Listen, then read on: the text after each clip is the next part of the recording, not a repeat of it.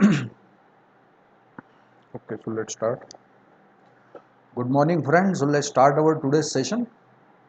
Today we are going to discuss the most important thing regarding the upcoming civil service preliminary exam. You people might have known that on 28th of May on Sunday you will have your preliminary test. So before appearing into the exam hall, what should I have to prepare? We will discuss on some quick tips suppose to before appear into the exam. कुछ basic points के ऊपर हम लोग discuss करेंगे. We will discuss हम some basic points. For instance sir अभी कुछ कुछ स्टूडेंट्स का ये भी कहना है कि sir that I am not confident about the upcoming attempt suppose, तो whether I have to appear into the exam और not. Our first point of discussion. Second, we will discuss that if I appeared, what should be my expected core. Third thing, how much question I must attempt suppose. Should I start practicing the MCQ suppose next question, or I should stop giving mocks. What should be my last phase preparation strategy suppose. And simultaneously कुछ आप लोगों को and में important points discuss करेंगे हम लोग कि exam के लिए जाने के पहले क्या क्या आप लोगों का बेसिक प्रिपरेशन होना चाहिए.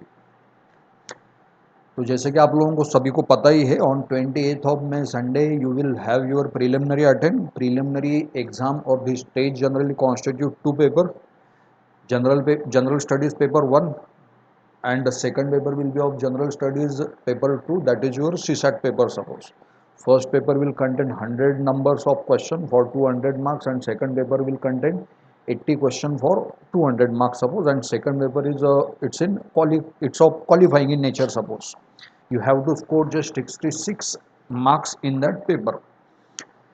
नेक्स्ट क्वेश्चन है कि इसका strategy means how the paper will B set suppose. So almost all आप लोग देखिए, आप लोगों को history, geography, polity, economy, environment, current affair and general science 7 question है. तो 15 6 90 आप लोगों को 15 to 20 क्वेश्चन एक टॉपिक के ऊपर आ सकते हैं. जियोग्राफी के ऊपर कम क्वेश्चन रहेंगे, एनवायरनमेंट के ऊपर ज़्यादा रहेंगे, हिस्ट्री एंड आर्टिकल्चर मिलकर आप लोगों को 15 क्वेश्चन रहेंगे, economy 15, polity 15 suppose.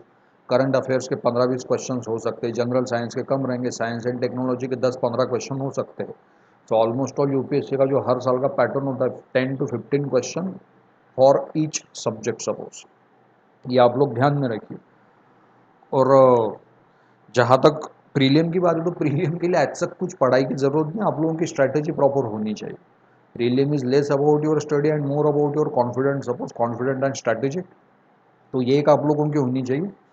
First question हम लोग डिस्कस करेंगे जो जनरली बहुत स्टूडेंट्स ने मुझे पूछा है कि sir I am not confident about this 23 attempt, so whether I have to appear in this attempt और नॉट सपोज. तो देखिए इसमें कुछ ज़्यादा सोचने की ज़रूरत है नहीं. आप, मैं तो जैसे शुरुआत में आप लोगों को कहा था कि प्रीलिम में अपीयर होने के लिए आप लोगों की पढ़ाई से ज़्यादा आपका कॉन्फिडेंस बहुत ज़्यादा मैटर करता है, whether you are confident about the exam और नॉट. और प्रीलियम आप लोगों को अगर लगता है कि मैंने फर्स्ट अटेम्प्ट में क्लियर करना है तो for that you have to study almost all more than 15 months about, और 1.5 साल का आप लोगों का प्रिपरेशन होना चाहिए. 1.5 ईयर ऑफ प्रिपरेशन जिसमें आप लोगों का ऑप्शनल भी कवर हो जाता है, 1.5 साल में आपका जीएस भी कवर हो जाता है, और आप लोग प्रीलियम की मॉक टेस्ट, मेंस की मॉक टेस्ट है कि आप लोग बहुत ज़्यादा कॉन्फिडेंट हो जाते हैं. आप लोगों को अगर ऐसा लगता है कि मेरा उतना प्रिपरेशन है नहीं तो टेंशन लेने का ज़रूरत है नहीं, it does not matter. Student का ये भी कहना है कि मैं फॉर्म भरा है तो मेरा अटेम्प्ट पकड़ा जाएगा. अगर अटेम्प्ट उसी वक्त पकड़ा जाता है जब आप लोग हॉल सिग्नेचर करते हो. जैसे कि मैंने फॉर्म भरा है और मैं एग्ज़ाम हॉल में गया ही नहीं या मैं एग्ज़ाम में अपीयर हुआ ही नहीं हूँ तो मेरा अटेम्प्ट वो क्या कहेंगे उसे काउंट नहीं किया जाएगा आप लोगों का. बट आप लोग अगर एग्ज़ाम हॉल में जाते हो और मैं फर्स्ट पेपर का अगर हॉल सिग्नेचर करता हूँ, इन्वेगिलेटर आएगा मेरे पास and he will ask me to sign on the paper. If I sign on that paper they will count it as my attempt suppose. So आप लोग सेकंड पेपर दीजिए ना तो मत दीजिए, आप लोगों का अटेम्प्ट काउंट हो जाएगा. बट आप लोग एग्ज़ाम को अगर जाते ही नहीं तो आपका अटेम्प्ट काउंट होने के चांसेस बिल्कुल भी नहीं है. और दूसरी चीज़ ये है कि फर्स्ट सेकंड अटेम्प्ट के चक्कर में मत पड़िए. पढ़ाई अगर हुई रहेंगी, if you are confident, if you are done with your strategy you can definitely appear into the exam. But एक सीरियस एस्पायरेंट को एटलीस्ट 1 2 या 3 अटेम्प्ट तो भी देने ही चाहिए. आप अगर फर्स्ट अटेम्प्ट सेकंड अटेम्प्ट में अगर कहेंगे कि sir it's not going to be done from my side suppose, so this is not done really. You have to appear at least 3 attempts in the UPSC examination. That time it could show you the kind of result 1 साल की अगर आपकी पढ़ाई है, कुछ tension मत लीजिए, नहीं भी अगर आप लोग एग्जाम में तो कोई फर्क पड़ने वाला नहीं है। अभी दूसरी चीज़ ये है कि सर मेरा एक्सपेक्टेड सेकंड क्वेश्चन हमने अभी देख लिया है कि सर मैंने अभी कितने क्वेश्चन अटेम्प्ट करने चाहिए, कितना मेरा एक्सपेक्टेड स्कोर आना चाहिए, और how much should I score in the prelim to get through the preliminary examination. तो इसमें देखिए आप लोगों की जहाँ तक अटेम्प्ट की बात है तो आप लोग ऐसा समझ के चलिए कि आप लोगों को 110 प्लस स्कोर लाना है। 110 प्लस स्कोर अगर आप लोग लाते हो तो you will go on safe side. वैसे यूपीएससी के अगर कुछ पिछले साल के अटेम्प्ट्स अगर आप लोग देखते हो, अटेम्प्ट्स यानी कट ऑफ्स अगर देखते हो, तो जैसे 17-18 में काफ़ी ज़्यादा कट ऑफ था आप लोगों का 2017-18 में, बट आप लोगों का 2020 के ऊपर आते बहुत ज़्यादा लोग अपेयर हुए थे तो कट ऑफ बहुत नीचे आ चुका था। जैसे ओपन का 98 का कट ऑफ था, ओबीसी का आप लोगों का 96, शेड्यूल कास्ट के लिए it was 84 and for schedule tribe it was 83.34। ये आप लोग ध्यान में रखिए। तो आप लोगों का कट ऑफ हर किसी लिए अलग अलग रहेगा सपोज, और कट ऑफ के ऊपर डिपेंड करता है कि कितने स्टूडेंट अपेयर करने वाले। इस साल भी बहुत ज़्यादा स्टूडेंट एग्जाम में अपेयर करने वाले। 20 में 22, 21 और 22 में बहुत ज़्यादा स्टूडेंट अपेयर हुए थे क्योंकि कोविड-19 था, लॉकडाउन था, बहुत लोगों के जॉब चले गए थे, तो lots of people are trying to be appear in the civil services कि भैया यहाँ पे हो जाए तो अच्छा ही है। तो ये ट्रेंड अभी भी चल रहा है, तो इस साल भी चांसेस है कि तकरीबन 10 लाख से ज़्यादा बच्चे इस एग्ज़ाम में अपेयर हो सकते हैं। ये आप लोग समझ लीजिए, एक टेंटेटिव में आप लोगों को बोल रहा हूँ। और जहाँ तक क्वेश्चन अपियर करने की बात है तो आप लोगों को जैसे मैंने कहा है, क्वेश्चन आप लोगों को टोटल यानी अपियर इतने आप लोगों को अटेम्प्ट इतने क्वेश्चन करने कि आप लोगों का स्कोर 110 प्लस आ जाए। इसके लिए बहुत सी चीज़ें मायने रखती है, जैसे कि आप अगर GS, if you are appearing into the GS paper first suppose general studies, so you will have 100 question and you will have the time period of 120 minutes, so almost all 72 second for each question you have. In case of CSAT, 80 question for 200 numbers, so for 80 question 1.5 minutes you have. Suppose almost all ऐसा समझ लीजिए आप लोग 1.5 minutes। अभी CSAT में जानबूझ के question कम रखे जाते हैं क्योंकि सीसैट में आप लोगों को पैसेजेस पढ़ने, एलआर पढ़ना है, उसके लिए सोचना है, सोचने के बाद आप लोगों को सही आंसर लाना है, तो ये थोड़ी सी थिंकिंग वाली प्रोसेस है। तो यूपीएससी का ये मानना है कि थोड़े नंबर ऑफ क्वेश्चन हम लोग कम कर देते हैं तो बच्चे ज़्यादा अटेम्प्ट कर सकेंगे। सपोज जीएस में ऐसा कोई क्राइटेरिया है नहीं। आप लोगों को 110 नंबर्स अगर लाने होंगे तो आप लोगों के 55 क्वेश्चन एब्सोल्युटली राइट आने चाहिए with no single question wrong. Again I am saying if you are targeting for 110 marks, your 55 question must be absolutely right with no wrong. और अगर आप लोग कहते हैं कि सर मेरा तो आठवीं में इतना रहता है 50-55 का, उसमें भी आधे से ज़्यादा तो गलत हो जाते, तो बेटा 40-45-50-60 वालों के जो लोग अटेम्प्ट करते हैं यूपीएससी, उनके बस की बात है। आप लोगों को मैं डायरेक्टली कहता हूँ आप लोगों का अटेम्प्ट 80 से ज़्यादा रहेंगे, only in that case you are going to crack the exam. At least less means less the more than 80 का अटेम्प्ट आप लोगों को चाहिए, नॉट लेस देन 80। 80 से कम अटेम्प्ट आप लोग कर ही नहीं सकते हैं, और अगर आपने कर भी दिया, अभी लोगों अभी पेपर ही वैसा सेट किया जाता है, आप 50 to 55 क्वेश्चन, आप भी नहीं, मैं भी नहीं, सभी बच्चे 40 से 45 क्वेश्चन या 50 क्वेश्चन मार ही देते हैं। पेपर यूपीएससी सेट ही ऐसे करती है कि 50% क्वेश्चन ऐसे रहेंगे जो आप लोगों की जान पहचान के, अगर आपने छोटा मोटा पढ़ाई किया तो you can attempt that question, but बाकी रिमेनिंग 50% क्वेश्चन ऐसे रहेंगे जहाँ पे आप लोगों का गेसिंग पावर शुरू होता है। So generally after attempting the 50 question, जो नेक्स्ट 30-35 क्वेश्चन का आप लोगों का अटेम्प्ट रहेगा, वहाँ पे आप लोगों का super power in the sense आप लोगों की डिफरेंट डिफरेंट स्ट्रेटजीज आप लोगों को काम कर सकती है, जैसे कि एलिमिनेशन मेथड हो गया आप लोगों को, उसके बाद कुछ एक्सट्रीम स्टेटमेंट्स होते हैं, उसके बाद none of the above, all of the above, ऐसी जो छोटी मोटी स्ट्रेटजीज हम लोग डिज़ाइन करते हैं, सपोज यू कैन इम्प्लीमेंट दो strategies, but I am really telling you this is not going to be happen with the attempt of 50 और 60। आप लोग कर सकते हैं 50-60 का अटेम्प्ट, बट उसमें से एक भी गलत मत होने दीजिए, फिर your all the attempted question must be right. And अगर उसमें भी अगर रॉन्ग होते होंगे तो बेटा तू नेक्स्ट अटेम्प्ट के लिए प्रिपरेशन शुरू कर दे फिर, because it's not going to be done suppose. तो आप लोगों को जैसे मैंने कहा 80 का अटेम्प्ट होना ही चाहिए आप लोगों का, 80 एंड 90 का attempt. If you are not attempting that much of question it's really quite tough to clear the exam. इसमें देखिए अभी 10-20% क्वेश्चन ऐसे रहेंगे आउट ऑफ 100%, कि 20% के बारे में आपको कुछ भी जानकारी नहीं रही, ये हो सकता है। आपने अगर कहा कि सर मुझे तो आधे से ज़्यादा पेपर बिना जानकारी का था, तो तू तेरा थोड़ा सा अलग सब्जेक्ट है कि तू तेरा होने नहीं वाला है। 20% क्वेश्चन आप लोगों के ऐसे रहेंगे जो आप लोगों को बिल्कुल पता नहीं रहेंगे। इन क्वेश्चन को if you are attempting the question कि आपने कभी सुना भी नहीं और जाना भी नहीं और कुछ पता नहीं, आप लोगों को left that question, do not attempt it if you do not have any information regarding it. अगर आप लोगों को छोटा मोटा कुछ पता है तो आप लोग एलिमिनेशन वगैरह का यूज़ कर सकते हो।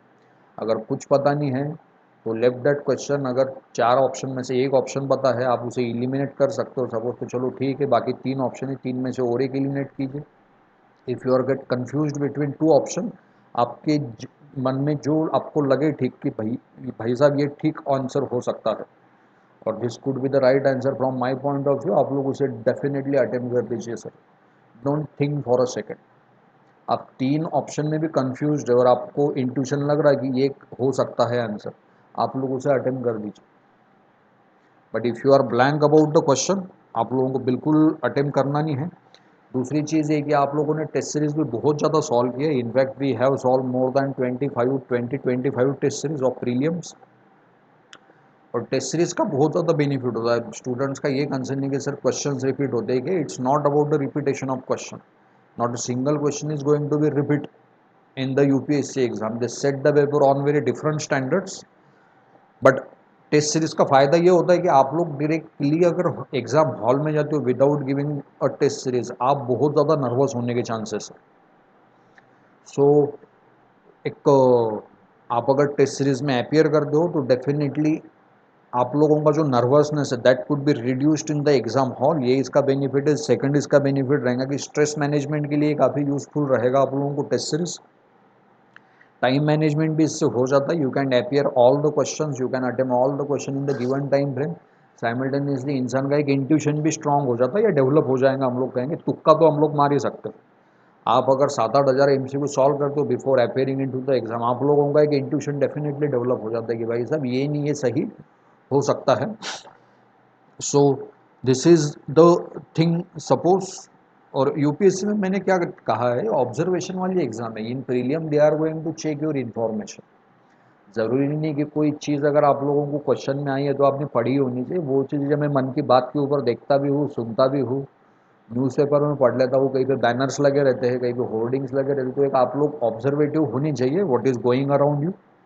एक ऑफिसर वाला जो पर्सनैलिटी है, ये एक चीज़ हो गई आप लोगों का कि मैंने टारगेट कितना करना चाहिए। उसके पहले मैंने देखा कि सर मैंने कितने नंबर्स के लिए टारगेट करना चाहिए, कितने क्वेश्चंस मैंने अटेम्प्ट करने चाहिए, और उसके पहले एक क्वेश्चन देखा था whether I have to appear into the exam और नॉट। तो ये 3 क्वेश्चन हो चुके हैं। फोर्थ क्वेश्चन हम लोग देखेंगे sir which segment I should have to focus in the exam. जैसे कि आप लोगों को टोटल 6 से 7 सब्जेक्ट्स प्लस कंपोनेंट है, उसमें से आप लोग कौन से अटेम्प्ट करोगे। So the thing is that इसमें देखिए अभी सातों के सातों सब्जेक्ट एकदम स्ट्रांग होना किसी कैंडिडेट की, ये काफ़ी रेयर सिचुएशन है। जैसे मुझे थोड़ा इकोनॉमी में दिक्कत आता है बट मेरा हिस्ट्री ज्योग्राफी पॉलिटी काफ़ी ज़्यादा स्ट्रांग है। मुझे थोड़ा साइंस में दिक्कत आता है बट मेरा करंट काफ़ी अच्छा है। तो आप लोगों को जो स्ट्रांग और पॉजिटिव पॉइंट्स है उसके ऊपर मैक्सिमम फोकस कीजिए। पिछले कुछ सालों से करंट के ऊपर ज़्यादा क्वेश्चन पूछे जा रहे हैं, तो करंट करके ही जाइए। मेरा तो ये कंसर्न है क्योंकि करंट के ऊपर 20 से 25 क्वेश्चंस भी आप लोगों को आ सकते हैं। और अगर आपने करंट प्रिपेयर किए नहीं तो you could not deal with the 20 to 25 question, वो काफ़ी ज़्यादा नंबर हो गए। दूसरी चीज़ ये कि आप लोग हिस्ट्री ज्योग्राफी और पॉलिटी बहुत अच्छे से कीजिए क्योंकि इनके क्वेश्चन काफ़ी स्टैटिक रहते हैं। ज्योग्राफी के लिए आप लोग NCERT पढ़िए, not a single question will be from out of the geography. Mapping वगैरह कीजिए, कुछ लोकेशंस वगैरह रिसेंटली न्यूज़ में रहेंगे उससे करके जाइए। हिस्ट्री का एक टाइमलाइन करके जाइए, अभी जो 2-4 दिन बचे उसमें पॉलिटी को रिवाइज कर लीजिए आप लोग। एंड साइमल्टेनियसली एनवायरनमेंट का एक सेक्शन पढ़ के जाइए आप लोग। जैसे कि ये जो एग्ज़ाम होती है यूपीएससी सिविल सर्विसेज की, ये civil services plus Indian forest services के लिए भी होती है। तो फॉरेस्ट सर्विसेज आने की वजह से इसमें एनवायरनमेंट को ज़्यादा वेटेज दिया जाता है, तो एनवायरनमेंट भी करके जाइए। और दूसरी चीज़ ये है कि इसमें साइंस के क्वेश्चन थोड़े कम आते हैं जनरल साइंस के। इसके पीछे यूपीएससी का लॉजिक ये है कि सपोज 100% में से 66% जो स्टूडेंट है वो नॉन साइंस बैकग्राउंड के, जैसे साइंस कॉमर्स और आर्ट। साइंस के 33% अगर आप लोगों ने पकड़ ले तो बाकी 66% are from non science background. तो साइंस के क्वेश्चन भी यूपीएससी कम ही पूछती थोड़े से, क्योंकि as the maximum people are from non science background. तो आप लोग हिस्ट्री, पॉलिटी, जियोग्राफी ये आप लोग बहुत अच्छे से करके जाइए, और करंट भी बहुत अच्छे से करके जाइए। या आप लोगों का इम्पोर्टेंट सेगमेंट हो सकता है suppose to attempt the question. Next question हम लोग देखेंगे कि सर अभी क्या पढ़े और क्या ना पढ़े। तो अभी आप लोगों को कुछ पढ़ने की ज़रूरत है नहीं, बिकॉज ऑलरेडी आप लोगों को 4 से 5 दिन अभी एग्जाम के लिए बाकी, so no need to study anything new. आप लोग मॉक टेस्ट वगैरह भी देना बंद कर दीजिए अभी, बट रिवीजन के ऊपर मैक्सिमम फोकस कीजिए। आप लोग ये समझ लीजिए, आपने एनसीईआरटी तो पढ़ी होगी, NCERT is the must read thing to clear prelim और to clear entire civil service examination. Suppose कुछ इंटरनेट वगैरह से आप लोगों ने पढ़ाई की होगी, कुछ वेबसाइट्स वगैरह आप लोग रेफ़र करते होंगे, तो ठीक है, अभी अभी कुछ ज़्यादा पढ़ने की ज़रूरत नहीं है। बट एक मैं चीज़ कहूँगा कि आप लोगों को प्रीवियस ईयर क्वेश्चन पेपर इसमें डेफिनेटली अभी मैंने एक बार सॉल्व करके ही जाने आप लोगों को। You have to solve all the previous year question paper, GS plus CSAT from 2013 to 2022। Suppose आप लोगों को सभी पेपर इसमें करके जाने। सीसैट की जहाँ तक बात है सर, तो सीसैट का आप लोग ध्यान में रखिए, एक स्टूडेंट का क्वेश्चन नहीं सर सीसैट का कैसा करना है। तो सीसैट के बारे में देखिए, आप लोगों को comprehension 33% question, LR 33% and remaining 33% will be of con. Suppose आप लोगों को इस तरह से क्वेश्चंस इसमें पूछे जाते हैं। तो आप लोग इसमें से कोई भी 2 कंपोनेंट स्ट्रॉन्ग करके रख सकते हो। जैसे कि मुझे मैथमेटिक्स थोड़ा नहीं, मुझे समय लगता है सॉल्व करने में, मैं सही तो मार दूंगा बट वो टाइम का थोड़ा इशू हो जाता है, तो मेरा कॉम्प्रिहेंशन और LR मैंने काफ़ी स्ट्रॉन्ग करके रखा है। सो मैंने मैथ के काफ़ी कम क्वेश्चन भी अटेम्प्ट किए, और वैसे भी ये पेपर क्वालिफाइंग है। क्वालिफाइंग होने की वजह से आप लोगों को उतने ही क्वेश्चन अटेम्प्ट कीजिए जितना आप लोगों को क्वालिफाई होने के लिए सफिशिएंट, और उतने तो भी कीजिए सपोज। और सीसैट का डेली प्रैक्टिस कीजिए।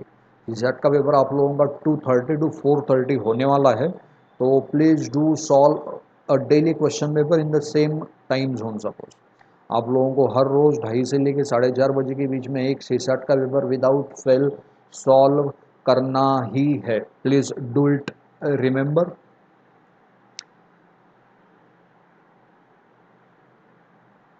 और कुछ छोटी छोटी चीज़ें हम लोग डिस्कस करेंगे, जैसे कि जो बच्चे मराठी मीडियम से अपेयर करने वाले हैं, तो please read the paper carefully. आप लोग हिंदी में पढ़ सकते हो या फिर इंग्लिश में, आप दोनों में से किसी में से भी पढ़िए, बट अच्छे से पढ़िए। जनरली रीजनल लैंग्वेजेस के जो बच्चे प्रिपेयर करते हैं मीडियम में, उनको थोड़ा सा दिक्कत आने के चांसेस है।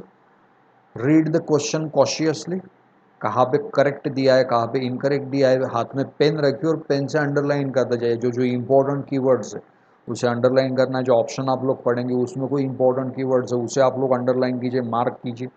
करेक्ट पूछा है, इनकरेक्ट पूछा है, तो आप लोगों को एग्जैक्टली डायरेक्शन क्या दी गई है उसके ऊपर अच्छे से फोकस कीजिए। जनरली यूपीएससी डायरेक्शन एंड में देती है कि बच्चा सामने से पढ़ते हुए आएंगे, और आखिर में पढ़ते पढ़ते वो छोड़ देता है लास्ट में क्या दिया है।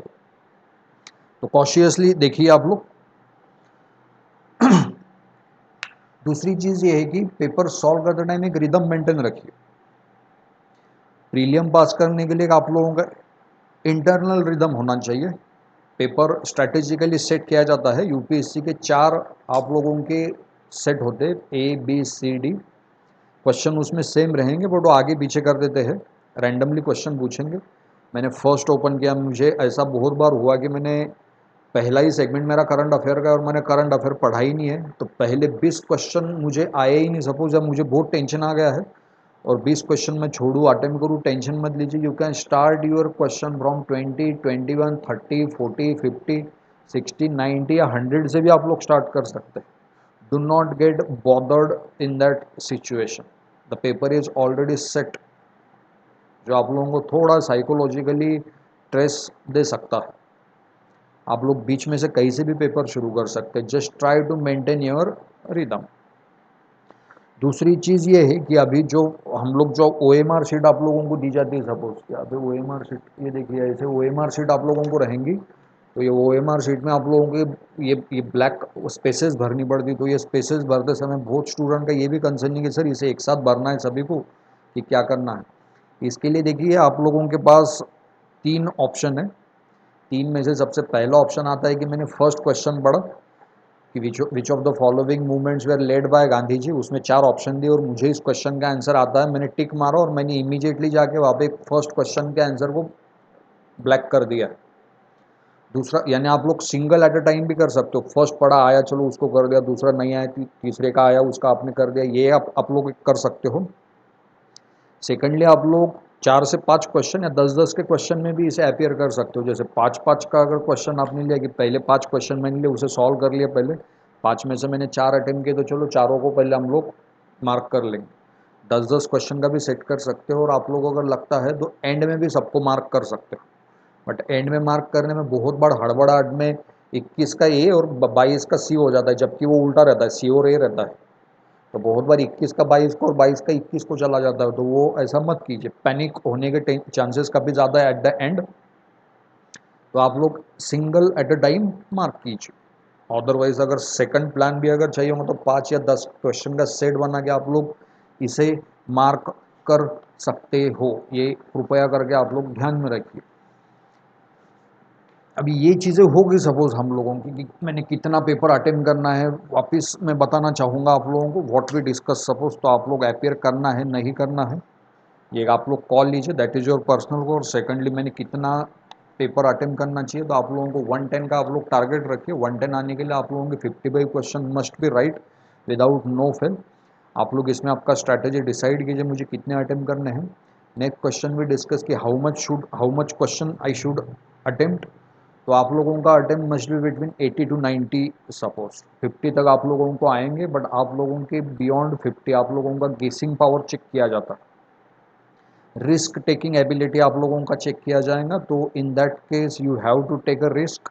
नेक्स्ट क्वेश्चन है कि मैंने कौन से सेगमेंट टारगेट करने चाहिए, तो 7 में से कोई भी 5 सेगमेंट आपके स्ट्रॉन्ग करके रखें। एक आधी सेगमेंट हम लोगों का 19-20 भी रहा तो भी चल जाएगा सपोज। सीसैट के बारे में हमने बात किया है, सीसैट जैसे कि क्वालिफाइंग पेपर है आप लोगों का, तो इसमें आप लोगों को क्वालिफाइंग नंबर्स लाने हैं। आप लोग 3 सेगमेंट है, LR, quant and comprehension, so you can have a good hand on any 2 segment suppose.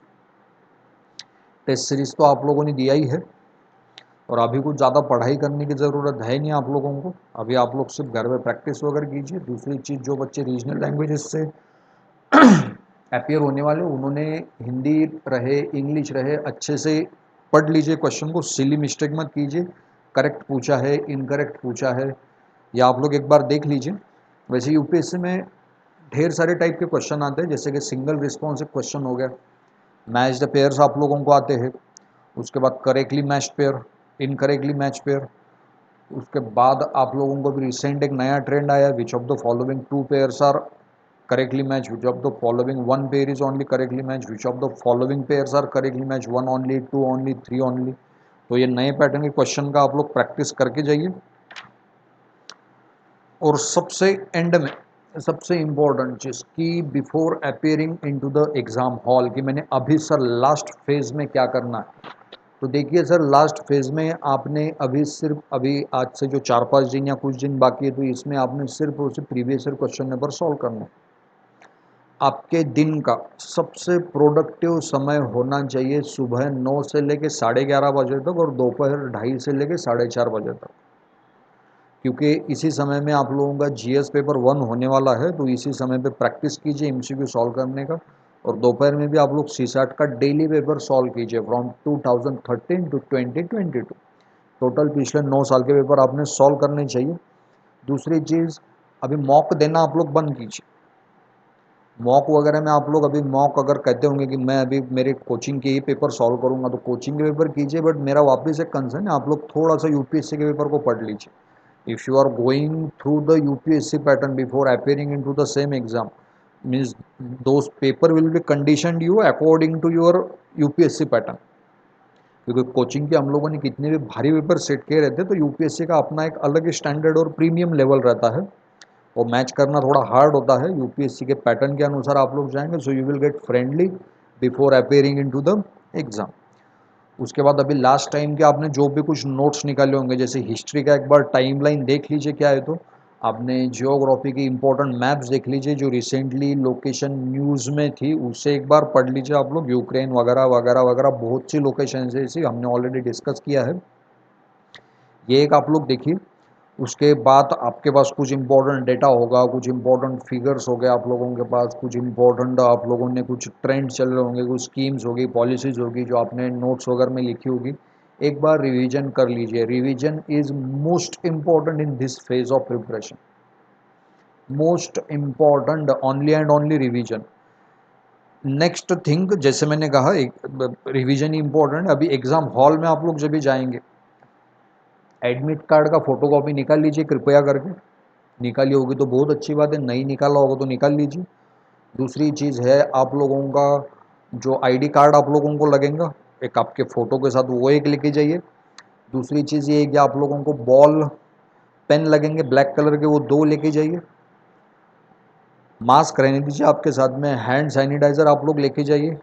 एक थर्मल वाटर बॉटल लेके जाइए जो which will help to keep your water cold suppose. ये सब चीज़ें हो गई। दूसरी चीज़ है कि जिस दिन आपकी एग्ज़ाम हो एकदम सनी संडे, ट्रॉपिकल संडे रहने वाला है। Temperature might be more than 45 degree Celsius. So exam hall के ऊपर आधा घंटा जल्दी जाइए। 9:30 बजे एग्ज़ाम है तो 8:45 वहाँ पे पहुँच जा। फॉर्मेलिटीज़ वगैरह कर जाने जाते समय पे बहुत ही लाइट कलर के कपड़े पहन के जाइए आप लोग, हीट ज़्यादा है। उसके बाद हाइड्रेटेड रखिए अपने आप को, और जाते समय चॉकलेट्स वगैरह लेके जाइए। आपको अगर दोपहर को सोने का आदत होगा सपोज, एक नैप वगैरह लेने के, आफ्टरनून नैप, तो वह आदत तोड़ दीजिए अभी, क्योंकि दोपहर को ही हम लोगों का सीसैट का पेपर होने वाला है। ये एक ध्यान में रखिए। और जैसे मैंने आप लोगों को कहा कि 9:30 से लेके 11:30 तक आपके दिन का, आने वाले कुछ दिनों तक का सबसे प्रोडक्टिव समय होना चाहिए। आप लोग समझ लीजिए 9:30 टू 11:30 एंड 10:30 टू 4:30, इतना आप लोग फोकस कीजिए अभी फ़िलहाल के लिए। और सबसे important thing, stay positive. Tension लेने का ना है। एक ही चीज़ मन में लेके जाइए, आरंभ है प्रचंड, बोले मस्तकों के झुंड। Thank you and have a nice time ahead. See you again.